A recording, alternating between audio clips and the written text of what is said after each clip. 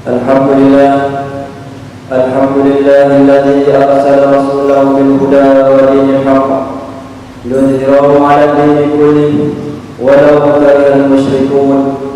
Asyhadu an la ilaha illallah wahdahu la syarika lah wa asyhadu anna Muhammadan 'abduhu wa rasuluh. Allahumma shalli 'ala sayyidina Muhammad sayyidil mursalin habibina al-karim wa rasulina al-'azim wa syafi'ina yawmal qiyamah sayyidina Muhammad wa ala alihi wa sahbihi ajma'in. Amma ba'd, fa ya ibadallah ittaqullah. Qala Allah ta'ala fi kitabil 'aziz, ya ayyuhalladzina amanu taqullaha haqqa tuqatih wa la tamutunna illa wa antum muslimun. Saudara kaum muslimin sidang Jumat sekalian, pertamanya setelah saya berpesan khusus bagi diri saya dan kepada sidang hadirin sekalian, marilah kita bersama-sama bertakwa kepada Allah Subhanahu wa taala dengan sebenar-benar takwa dalam apapun keadaan kita pada hari ini, sama ada sihat ataupun sakit, sama ada miskin ataupun kaya, sama ada dalam keadaan kita sibuk ataupun dalam keadaan kita senang. Marilah kita bersama-sama sentiasa memastikan takwa kita dalam keadaan yang terbaik. Kerana sedang hadirin sekalian, takwa inilah merupakan bekalan yang terbaik yang akan kita bawa bertemu kepada Allah Subhanahu wa taala. Seperti yang disebut wa tazawwadu fa inna khairaz zadi taqwa. Berbekalah kamu, sesungguhnya sebaik-baik bekalan adalah takwa kepada Allah Subhanahu wa taala. Saudara sedang Jumat yang dirahmati Allah, sepatutnya dalam hidup kita seharian sebagai seorang muslim, sebagai seorang hamba Allah Subhanahu wa taala, perlulah kita sepatutnya sentiasa risau bagaimanakah keadaan takwa kita. Contohnya sama juga dalam keadaan seandainya seseorang tadi baru pulang daripada bertemu dengan doktor dan doktor mengatakan saudara telah disahkan mengidap kencing manis, dan pasti dalam keadaan tersebut seseorang tadi ataupun kita akan sentiasa berhati-hati. Ataupun mungkin sebelum ini kita makan dalam keadaan mengikut selera kita, tetapi kerana untuk memastikan penyakit kencing manis kita dalam keadaan semua ataupun yang baik, kita akan sentiasa memastikan pemakanan kita ataupun kita kurangkan gula dalam minuman kita supaya penyakit tadi dalam keadaan baik ataupun sembuh. Begitulah juga saudara sekalian, berperamai dalam kita di sini pada hari ini dalam hidup kita tuan-tuan, kita sentiasa berfikir bagaimanakah keadaan takwa kita, bagaimanakah keadaan iman kita hari ini. Adakah iman kita tuan-tuan sentiasa meningkat ataupun iman kita pada hari ini menurun? Dan pastinya sedang hadirin yang dirahmati Allah, untuk memastikan takwa dalam keadaan yang terbaik ataupun meningkat, tidak lain dan tidak bukan kita perlulah melaksanakan segala perintah Allah Subhanahu wa taala. Perlulah kita melaksanakan segala perkara-perkara yang disuruh dalam Islam, dan untuk menilaikan iman kita atau takwa kita beruntung jatuh, pastinya dalam keadaan pada hari ini tuan-tuan, kita meninggalkan segala larangan-larangan, segala tegahan-tegahan Allah Subhanahu wa taala. Saudara sedang Jumat yang dirahmati Allah, dan yang kedua, setelah saya dalam keadaan pada hari ini sentiasa pada kita bersyukur di atas segala nikmat Allah Subhanahu wa taala. Dan insya-Allah pada hari ini mimbar ataupun khatib ingin bawa satu tajuk berkaitan dengan nikmat dalam keadaan pada hari ini, menuntut pada kita bersyukur di atas segala nikmat Allah Subhanahu wa taala yang pastinya telah dianugerahkan kepada kita pada hari ini. Sidang Jumat yang dirahmati Allah, marilah kita renungkan dalam firman Allah Subhanahu wa taala dalam surah Ibrahim ayat 7. Allah taala berfirman, A'udzubillahi minasyaitonir rajim. Wa idh ta'azzana rabbukum la in syakartum la azidannakum wa la in kafartum inna 'adzabi lasyadid. Yang bermaksud, dan ingatlah juga tatkala Tuhanmu memaklumkan, memberitahu sesungguhnya jika kamu bersyukur pasti kami akan menambah nikmat kepadamu. La in syakartum la azidannakum wa la in kafartum inna 'adzabi lasyadid. Dan jika kamu mengingkari nikmat-nikmatku, maka sesungguhnya azabku sangatlah pedih. Saudara kaum muslimin sidang jemaah sekalian, ketahuilah bahawa sesungguhnya dalam keadaan pada hari ini tuan-tuan, bagaimana Allah Subhanahu wa taala melimpahkan kepada kita dengan pelbagai nikmat-nikmat, termasuklah nikmat yang cukup besar yang kita miliki pada hari ini, yaitu nikmat iman dan Islam.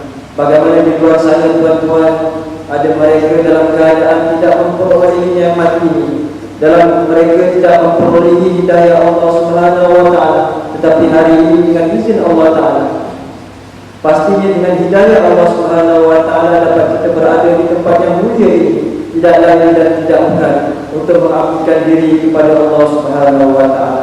Ketahuilah saudara sekalian, bahawa syukur dalam nikmat Allah Subhanahu wa taala boleh kita bahagikan kepada tiga peringkat, tiga keadaan ataupun tiga suasana. Yang pertama, peringkat syukur yang pertama saudara sekalian adalah syukur daripada seorang hamba kepada Allah Subhanahu wa taala di atas segala nikmat-nikmat yang diterima dan dirasai.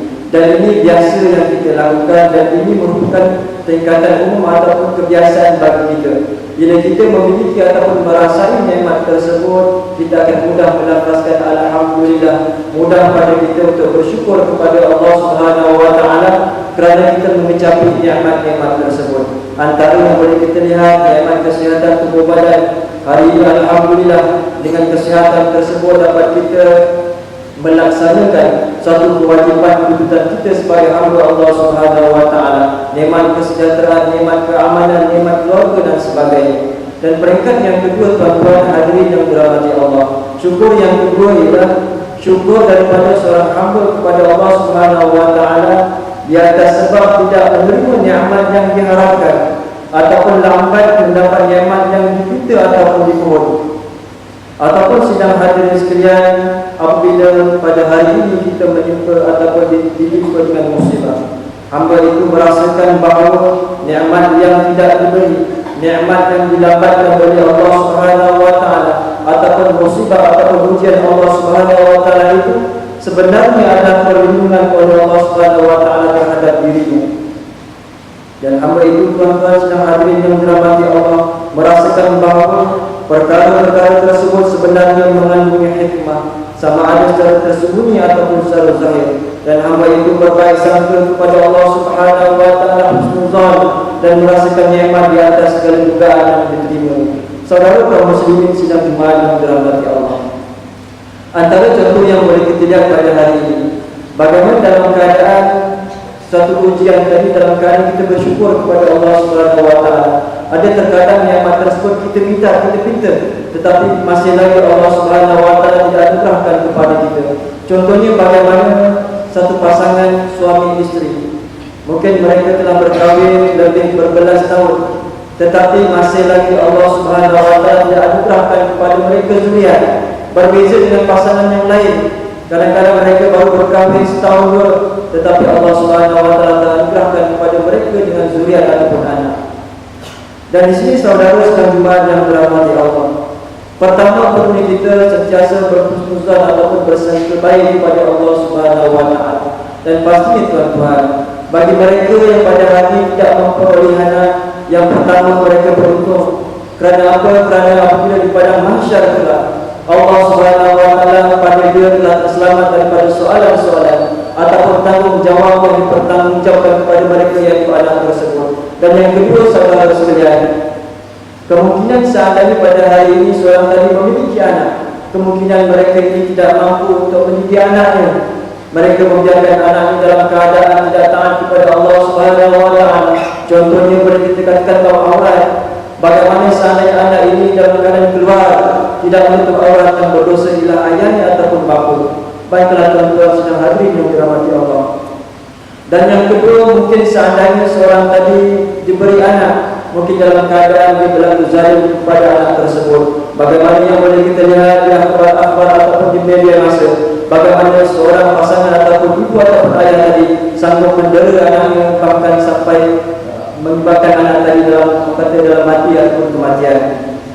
Dan yang kedua saudara sekalian, mungkin pada hari ini Allah Subhanahu wa taala tidak menganugerahkan kepada kita ataupun tidak memberikan kepada kita sebarang jawatan Contohnya selepas pilihan raya, dalam keadaan kita tidak benar dan sebagainya, pastinya di sana mengandungi sejuta hikmah yang pada kita tidak tahu. Mungkin seandainya pada hari ini kita menyandang jawatan tersebut, kita takut dan bimbang dengan jawatan tadi, kita banyak berlaku zalim daripada melakukan kebaikan kepada rakyat jelata.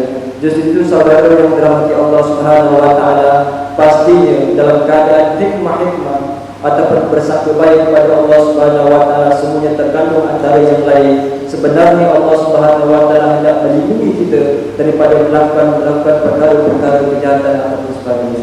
Saudara kaum muslimin yang dirahmati Allah, dan peringkat yang ketiga yang boleh kita lihat, syukur yang paling tertinggi sekali.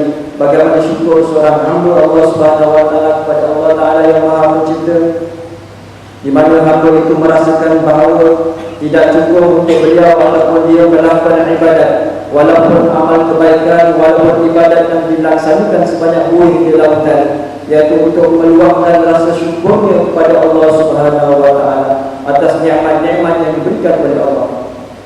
Perasaan syukur itu sendiri dirasakan sebagai satu nikmat daripada Allah Subhanahu wa taala. Inilah tuan-tuan hadirin yang dirahmati Allah, peringkat syukur yang ditunjukkan oleh baginda Rasulullah sallallahu alaihi wasallam. Bagaimana dalam satu riwayat ketika Aisyah radhiyallahu anha telah memperhatikan bahawa Rasulullah sallallahu alaihi wasallam suaminya terus beribadat sehingga kakinya bengkak.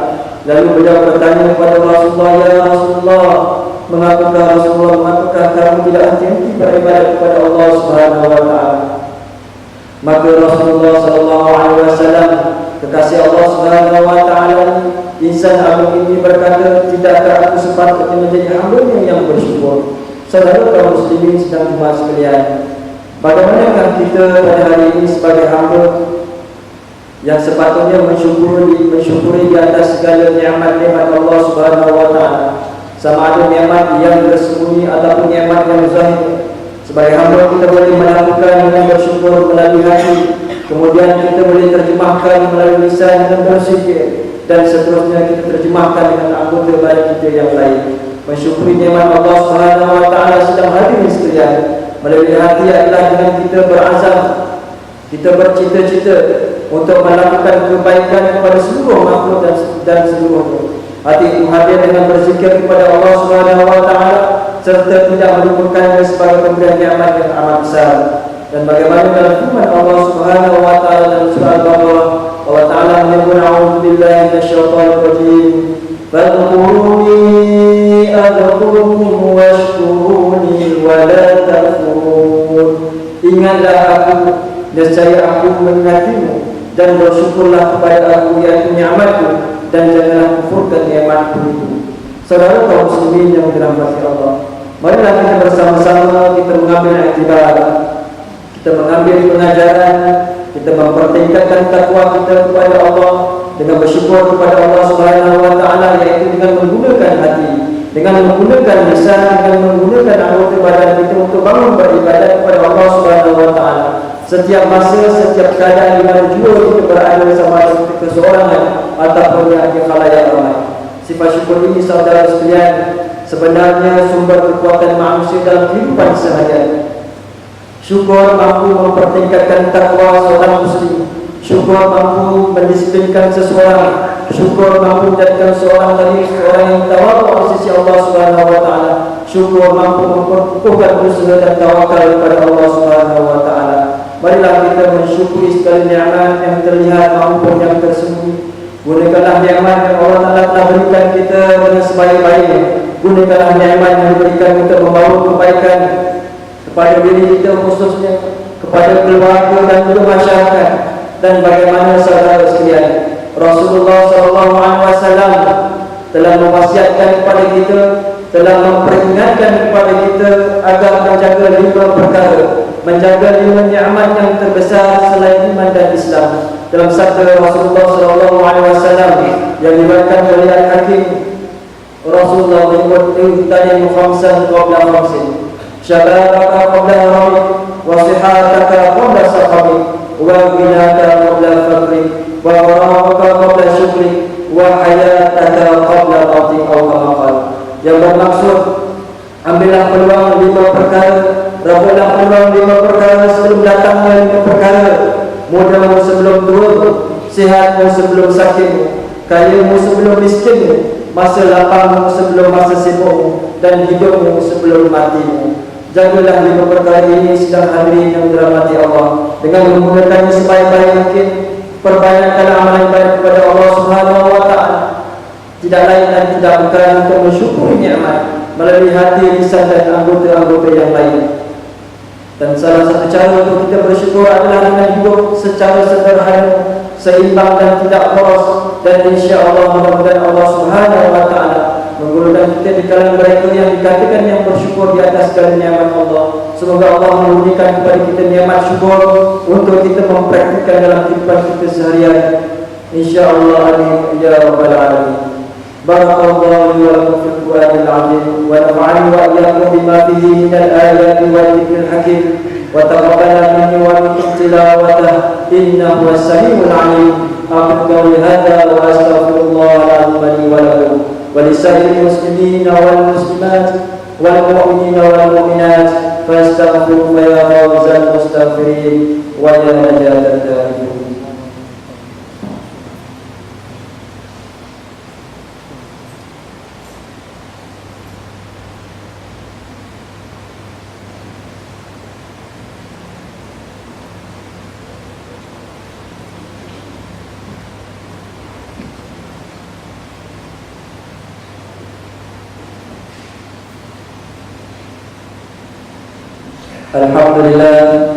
Alhamdulillah nahmaduhu wa nasta'inuhu wa nastaghfiruh wa nu'minu bihi wa natawakkalu 'alaihi wa na'udzu billahi min shururi anfusina wa min sayyiati a'malina. May yahdihillahu fala mudilla lahu wa may yudlil fala hadiya lahu.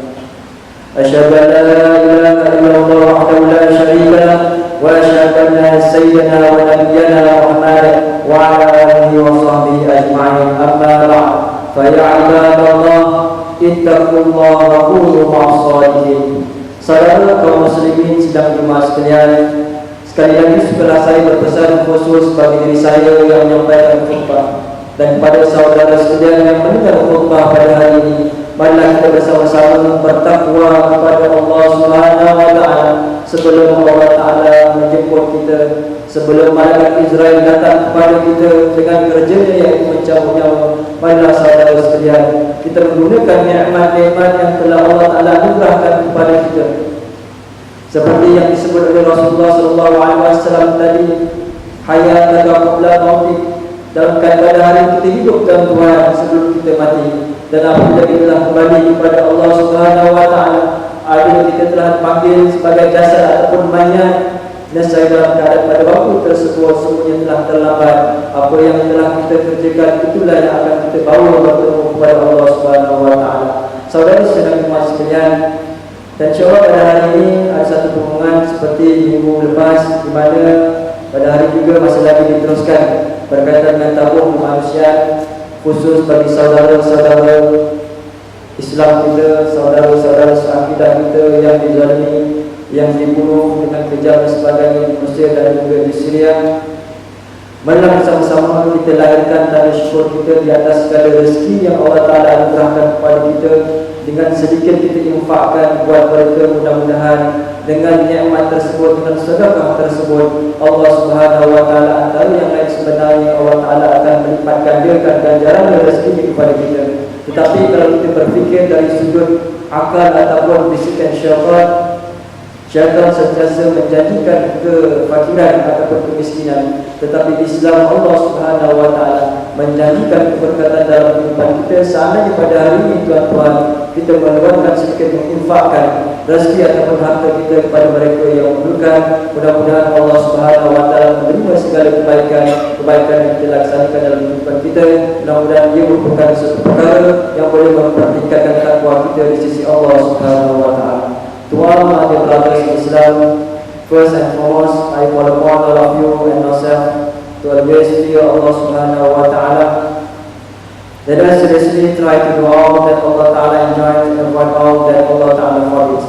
Use all the favors that Allah Ta'ala has blessed upon us to strengthen our taqwa toward Allah Subhanahu wa ta'ala. My dear brothers, rahimahumullah, Allah subhanahu wa ta'ala bestowed us with His blessing to the world through abundance of ni'mah.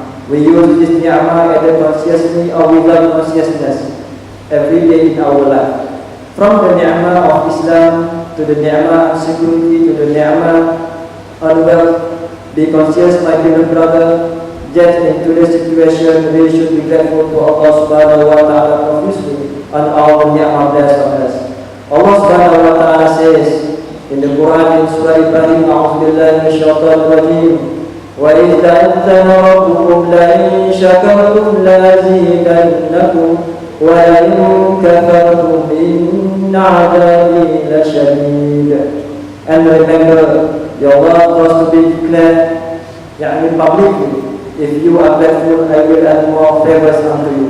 But if you show ingratitude, truly my punishment is terrible indeed. My dear brothers, we know that gratitude falls in three stages or ranks. The firstly, being grateful to Allah subhanahu wa ta'ala on the favors that are given and enjoyed, such as health, family, wealth, and others. Secondly, being grateful to Allah subhanahu wa ta'ala for not receiving favors or being delayed in having a hope fulfilled, or receiving a trial from Allah subhanahu wa ta'ala. A person feels that these trials are in fact a protection from Allah subhanahu wa ta'ala for him. He feels that these trials are full of hikmah, whether hidden or obvious. The person has good assumptions towards Allah subhanahu wa ta'ala and is therefore to receive these trials. These trials in fact increase the nobility of a person if he is grateful to Allah subhanahu wa ta'ala. That indeed is a true blessing. The brothers rahimahumullah, do we have such attributes in us? The final step of gratitude culminates in the recognition that no amount of worship is sufficient to express gratitude to Allah subhanahu wa ta'ala. And even the feelings of gratitude are a gift from Allah ta'ala, gratitude for feeling grateful. This level of gratitude is shown by Rasulullah sallallahu alaihi wasallam when Aisha radhiyallahu anha observed that the Prophet sallallahu alaihi wasallam continuously worshipped till his feet were swollen, and when he was asked as to why he prays so much, Rasulullah sallallahu alaihi wasallam said, "Shall I not be a thankful servant to Allah subhanahu wa ta'ala?" My dear brothers, rahimahullah, how should we as Muslims be grateful to the favor that Allah subhanahu wa ta'ala has given us? As Muslims, we should show our gratitude in three ways: through the mind, vocal, and our parts of the body. Let us increase our taqwa by being grateful to Allah subhanahu wa ta'ala, by using our mind, vocal, and other parts of our body to rise and perform good deeds to Allah subhanahu wa ta'ala wherever we are, alone or with company. Gratitude is a source of human strength in enhancing one personal and relational well-being. Gratitude strengthens taqwa. Gratitude strengthens discipline and tawaddu. Gratitude strengthens our religion in deeds and tawakkul. Those who are grateful will never give up. Those who are grateful will stand tall and find ways to stop any problem they face. Gratitude raises compassion between Allah, creations, and further develop peace and harmony. Let us be grateful of our bounties, of yes as well as hidden. Use them with excellence, use them to bring goodness towards our families, our community, and ourselves. And Rasulullah sallallahu alaihi wasallam reminded us to take care of the five big ni'mah other than Islam and Iman. As narrated by Al-Hakim, Rasulullah sallallahu alaihi wasallam says, "Iqtanim khamsan qabla khamsin, shababaka qabla haramik, wa sihataka qabla saqamik, wa ghinaka qabla faqrik, wa qarahaka qabla syukrik, wa hayataka qabla mautik." Take advantage of 5 matters before the arrival of 5 matters.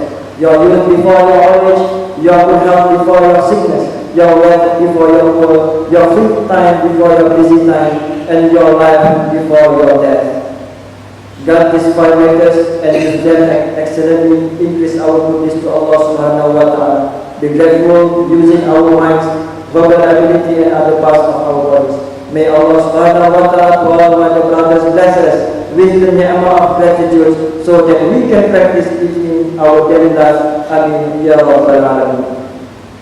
Wa'alamu anna Allah subhanahu wa ta'ala amarakum bi amrin bada'a bi nafsihi واستنى بملائكة المسبحة بكرسي فقال تعالى مخبرا وآمرا إن الله وملائكته يصلون على النبي يا أيها الذين آمنوا صلوا عليه وسلموا تسليما اللهم صل على سيدنا محمد وعلى آل سيدنا محمد كما صليت على سيدنا إبراهيم وعلى آل سيدنا إبراهيم وبارك على سيدنا محمد وعلى آل سيدنا محمد كما باركت على سيدنا إبراهيم وعلى آل سيدنا إبراهيم في العالمين إنك حميد مجيد اللهم اغفر للمسلمين والمسلمات والمؤمنين والمؤمنات الأحياء منهم والأموات اللهم أنزل رحمة صلاتنا الكرام وولاة المسلمين العظام الذين قضوا بالحق وبه كانوا يعملون وخصوصا على سيد البقية يذكر أنهم تقوى المعتصم بالله محب للتقوى الهدى المالك وعظم شان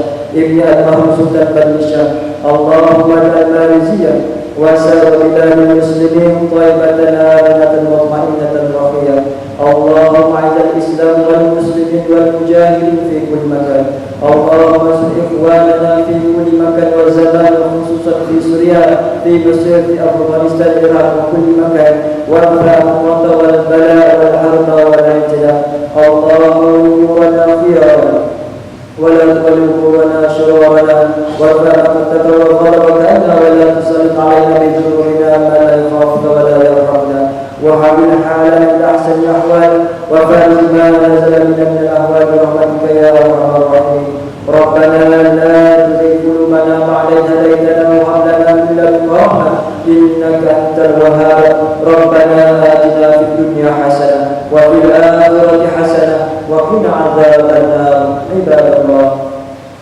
إن الله يأمر بالعدل والإحسان وإيتاء ذي القربى وينهى عن الفحشاء والمنكر والبغي يعظكم لعلكم تذكرون فاذكروا الله العظيم يذكركم واشكروه على نعمه يزدكم واسألوه من فضلكم ولذكر الله أكبر والله يعلم ما تصنعون.